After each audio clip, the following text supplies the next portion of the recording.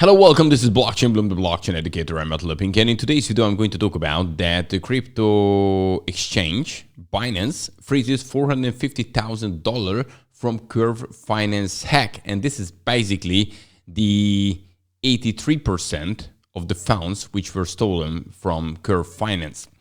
Okay, the second thing I would like to talk about, it's BlackRock is more and more serious about Bitcoin because BlackRock launches a private trust to give clients exposure to spot Bitcoin.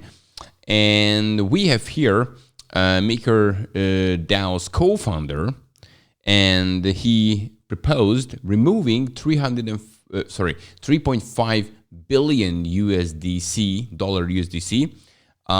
reserves for ETH. That's an interesting thing and very dangerous. Okay, guys, let's talk about it. All this in today's video.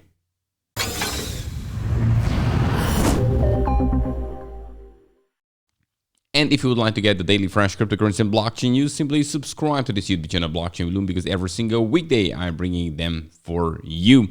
And also hit the like button if you like this kind of content. Check out the links under this video. And now let's jump into the price and have a look. Well, Bitcoin is down 3% about in the last 24 hours, while Ethereum down 0.6%. Ethereum doing much better than Bitcoin recently, especially looking at here the weekly. Well, when we're looking at the 24 hours and looking at the best performance, then Anchor, it's up 37%, Huobi token 18, but then, Ethereum Classic 8 and all these. So yesterday we had stronger numbers here. And when we're looking at the losers, we have 8% down Torchain as a leader. Then we have about 7% down Lido DAO, and Convex Finance 5% down. When we're looking at the candlestick chart, then we can see that, well, we had here a very interesting candle here on the daily yesterday. This is really not a strong one. It's rather looks like a bearish candle for me, when you need all the way up, and the bears pushed it down all the way here. And the volume is also not that strong. So we will see how Bitcoin can continue. Yes, we have seen higher highs. Okay, that's like looking promising. But how long this rally can last as relief rally here in the bear market? Because to be honest with you, we facing difficult times probably when autumn and winter is coming. There is a serious problem in Europe with the energy and all other things, and we're going towards the recession. So, well, it could be a relief rally and it can last a bit longer, definitely. But I'm doubting, and of course I'm not seeing the future, but I'm doubting that this will be one which will take us very, very high. So there will be, times when we're going down again. Basically, we've been going up in the last bit less than 2 months, since mid of June, and just going higher and higher and higher. So we'll see how long it will take. Okay, now let's move on to the first topic. And the first topic is all about that Binance basically save, and with this, freeze $450,000 from Curve Finance hack, which, just happened this week.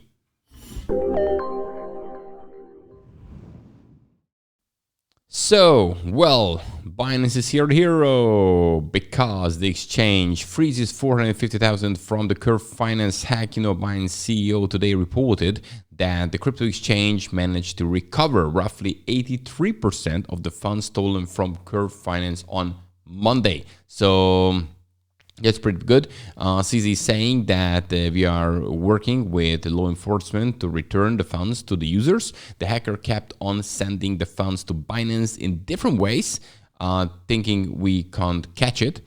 Curve Finance, a popular decentralized exchange, it was the one which suffered a front-end attack on Monday on its name server curve.fi, resulting in $557,000 loss of Ethereum from the platform.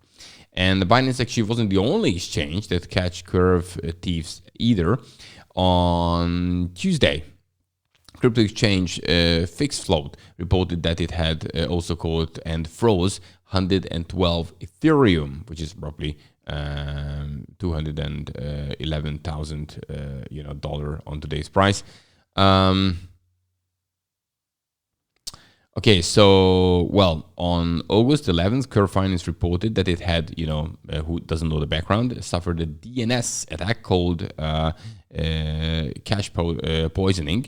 That, the attack reconfigures the server to mimic the original web, so it's looking identical, kind of, and tricks the users into entering assumed protected information. So they think that, okay, well, this is the right one, the right surface I'm on it. Okay, so I'm entering all this information. And with that, because it's a kind of copy, the hackers can steal your funds. Okay, therefore, changing to an ENS would be a Web3 approach to DNS, creating a more secure name source that it's backed by 2 smart contracts on the Ethereum. So probably that would be the safer way to do it. Yeah. This is not the first one which has happened so far, so we'll see. But hacks are ongoing, but now a lot of money from that, the biggest portion, it was caught already on Binance. Right, okay, next topic. The next topic is all about that BlackRock is going all in to Bitcoin. I'm not saying all in, obviously, because they have a lot of money they look after. But getting more and more serious about it. So what's the news? Let's check that out.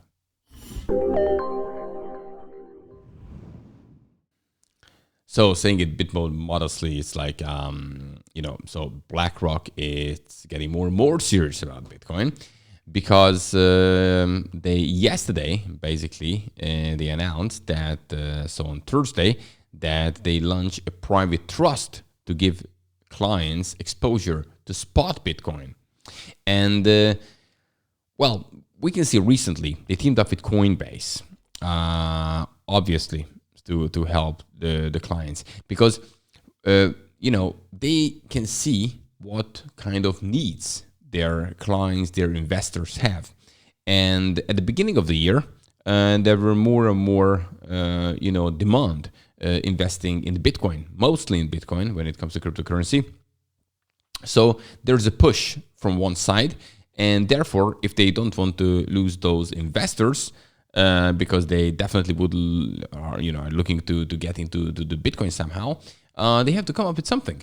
So therefore, it's the partnership with Coinbase, and this is the reason why they launched a private trust.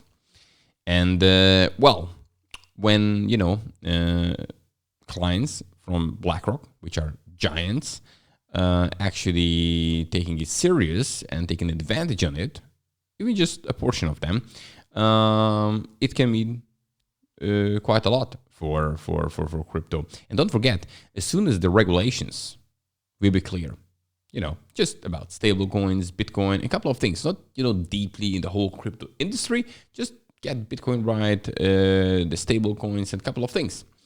And if that's going to happen, then guess what? A lot of money, when everything is clear, will enter into the crypto world, and because Bitcoin is the safest and oldest cryptocurrency, probably it will be a high demand. And of course, as crypto is developing with other altcoins as well, they can catch some interest too. But definitely, the Bitcoin is the leader. So especially when at the beginning, the regulations will be clear all about Bitcoin. Okay, so that's another thing I wanted to mention. And the next topic I'm going to talk about is that the co-founder of MakerDAO had a very interesting suggestion, removing some USDT, some $3.5 billion worth of USDT, and basically change it rather to ETH and use that as a peg.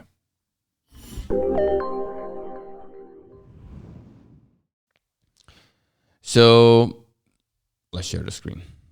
So MakerDAO's co-founder is a little bit worried about the USDC, the whole situation with Circle, and they kind of afraid. They think a risk about it that Their assets might be frozen by Circle. Therefore, his idea was, that's, it's just a suggestion so far, because maybe people think it's not a good idea, that let's move 3.5 billion worth of USDC as reserves for Ethereum. And,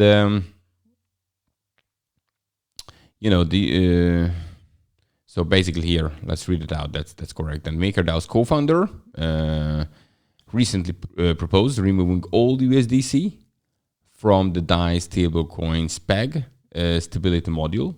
He suggested that the USDC within, worth 3.5 billion, could be used to buy ETH instead.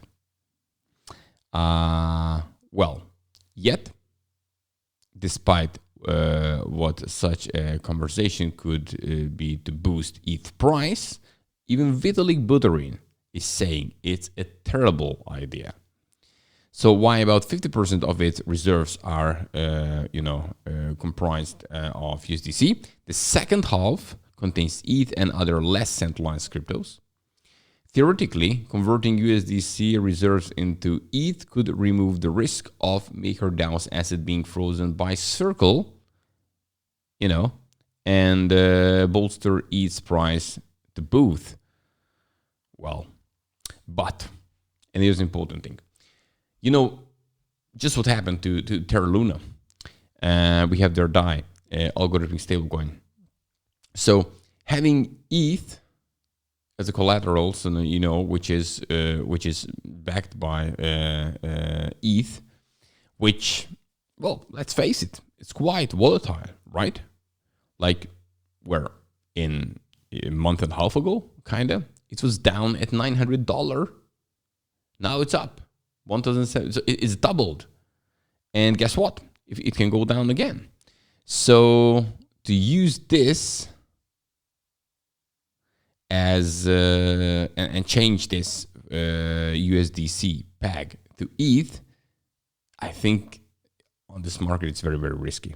But not just me, even Vitalik is saying that it's not a good idea. However, this is the suggestion from the co-founder. Okay, we'll see where the story is going to go. Right, okay, that's it for today. Guys, if you like this kind of content, hit the like button and also subscribe to this YouTube channel if you would like to get the daily fresh cryptocurrency blockchain news. I wish you an amazing weekend. And of course, I'm back on Monday with the freshest. Have a good one. Bye-bye.